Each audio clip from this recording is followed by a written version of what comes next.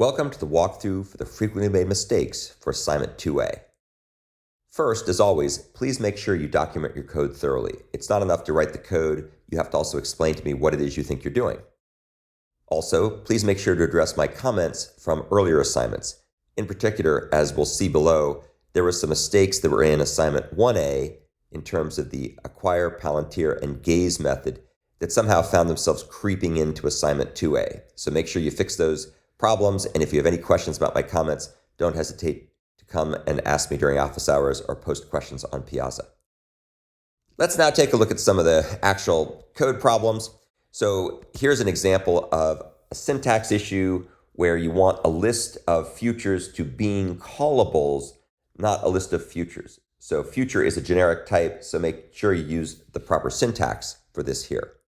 Also, please don't allocate memory for the futures here. This allocation should take place below where you are going to be using the collect method on Java Stream in order to be able to allocate the memory that will go into the M future list. Let's now take a look at a problem that occurred with begin being thread pool. This isn't really an error per se, it's just a stylistic issue. Please get in the habit of using method references instead of lambda expressions wherever it makes sense. And probably the easiest way to figure out where it makes sense is to simply take a look at what your IDE will flag for you by coloring the particular part of the code in at least on my IDE, it's kind of in an orangish color. And that's an indication that you can click a button and have the IDE automatically replace the lambda expression with a method reference. So try to get in the habit of always doing that and keep an eye out for those kinds of messages from your IDE. Let's now come down here and take a look at await completion of futures.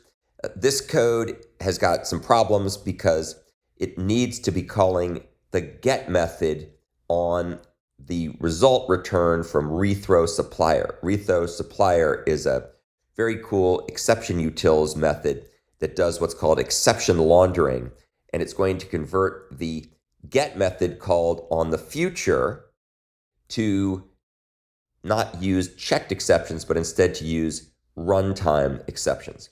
And so assuming everything goes well, then rethrow supplier, as the name indicates, returns a supplier, and you need to call get on that supplier in order to get the result. Let's now come down here and take a look at some of the issues with shutdown now. Shutdown now, of course, is supposed to be canceling futures, but you only want to cancel a future if it's not already canceled or if it's not already done. If the future's been canceled, no need to cancel it. If the future's done, no need to cancel it. So you'll have to do those checks. This just gives you a little bit of a hint for how these checks work. And then here's another example. This approach is clever in its use of Java streams, which is good. But also make sure that you check whether the future has been canceled before you go ahead and actually cancel it. So this code is checking to see if it's done, but you also have to check to see if it's been canceled as well. So those are just a few things that'll help to make the code a little bit more robust. Let's take a look now at some of the issues that arose with acquire, Palantir, and gaze. So these are some things that I hopefully flagged in my review for assignment 1A, but maybe you didn't quite get around to fixing them. So let's try to fix them now and keep them fixed for the future. So first of all, move the call to acquire Palantir, and if Palantir equal null, move those checks outside of the try block. And you'll see why it's important to do that in a second. So once you do that, a couple things. First, you don't need to have a catch clause at all. There's no need to put a catch clause in there. We're not doing anything useful here. We're just printing the stack trace, which really isn't necessary. So get rid of the catch clause. All you need is the finally clause. And the finally portion, if you refactor the code in accordance with what I just mentioned above, shouldn't need to check if Palantir not equal null. You can avoid that check altogether. So simply refactor this code, make it cleaner, move the acquire Palantir and the check for null outside the try finally block, and the code will be simpler inside the try finally block. And of course, speaking of try finally blocks, make sure that you use the try finally blocks in the acquire, Palantir, and gaze method. In particular, the gaze call should be done inside the try block, and make sure you do the release Palantir in the finally block. And also, you don't need to do this somewhat convoluted call to M manager, release Palantir, this Palantir, and so on. Just call release Palantir with the Palantir.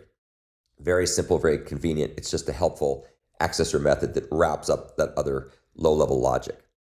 So that is showing you the frequently made mistakes for assignment 2A. Most people did pretty good job, so I don't think it'll take you very long at all to address these particular sets of issues if you have them at all. And this will then give you a chance to get started on assignment 2B, which will be out shortly.